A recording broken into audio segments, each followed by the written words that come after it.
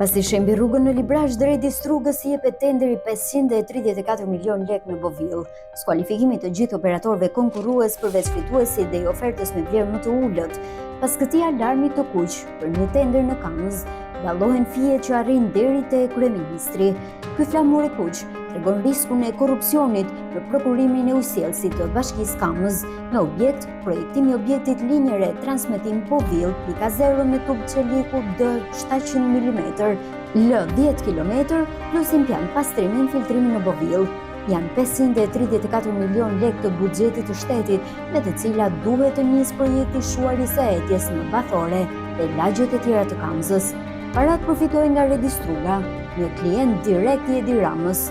Projektuesi sapo ka pasuruar CV-n e tij me shembjen e korridorit 8 në Librazh dhe vjen të vizatojë tubacionin e ri në Bovill. Tenderi është mbajtur më 29 dhjetor 2025 në zhurmën e fishek zjarreve të vitit të ri, larg vëmendjes së publikut. Pazaret për tenderin janë kryer nga kryebashkiaku Rakip Suli dhe administratori vartës në shoqërinë e ujësjellësit, se ç'ndodh në raste të tilla kur ka porosi nga lart, Komisioni i Vlerësimit eliminon konkurrencën. Dhe më 27 janar 2026 është shpallur fitues një koalicion kompanish i udhëhequr nga Redistruga. Më herët, në datën 20 janar 2026, ujësjellësi i Kamzës ka njoftuar pjesëmarrësit mbi rezultatin e vlerësimit të Komisionit të Vlerësimit të Ofertave. Në këtë dokument dallohet se Bashkimi i Firmave Infraconsult ShPK e Redistrugës dhe të tjerat nuk është me ofertë më ekonomike. Padrejtësia ishte kaq e madhe sa u duhej mbyllur goja të pakënaqurve diku më lart. Kështu, në 3 shkurt 2026, pranë Komisionit të Prokurimit Publik, është depozituar një denoncim. Operatori ekonomik Geoconsult & Co. ShPK kundërshton vendimin mbi skualifikimin e ofertës së tij.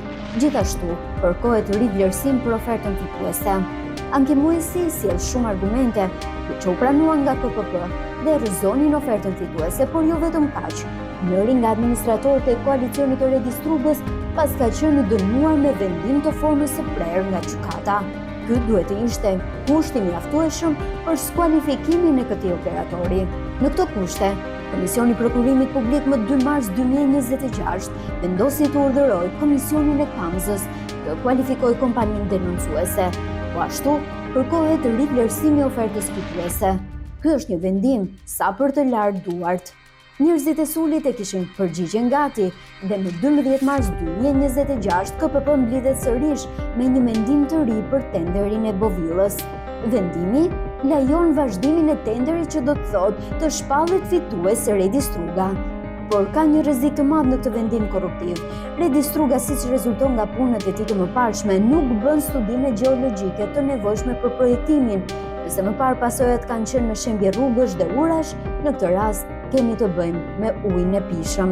Po si erdhi kjo punë që studio Redistrugës merr qindra milion lek për projekte të pastudiuara? Projekti teknik i rrugës që shkaktoi shembjen e korridorit 8 ka një autor dhe ky qëllon të jetë personi i listës së ndërtuesve që marrin kulla në Tiranë nga Edi Rama. Redistruga rezulton përfituesi të paktën 1 leje për ndërtimin e një kulle në Tiranë. Lejet e këtij lloji miratohen nga KKT dhe firmosen nga kryeministri Edi Rama. Një nga projektet më të spikatura është ndërtimi një kulle 52 kate në zonën e bulevardit të ri në kryeqytet. Projekti parashikohet të zhvillohet nga 2 kompani, të cilat sipas të dhënave publike financiare nuk duket se kanë kapacitete të mëdha ekonomike. Njëra prej tyre është kompania Smart Construction Invest, e themeluar vetëm në vitin 2021 me aksioner të vetëm Redistrugën. Sipas bilanceve të deklaruara në vitin 2022, kompania raportonte 28 milion lek të ardhura dhe rreth 100.000 lek kapital. Shifra që ngren pikpyetje mbi burimet financiare për një projekt kaq të madh ndërtimi. Në të njëjtën kohë, paralelisht me marrjen e lejës për kullën, inxhinieri Redistruga ka qenë i përfshirë edhe në disa projekte të rëndësishme infrastrukturore. Ai rezulton drejtues ligjor i studimit dhe projektimit për zgjerimin e rrugës Elbasan Qaftan, loti 4.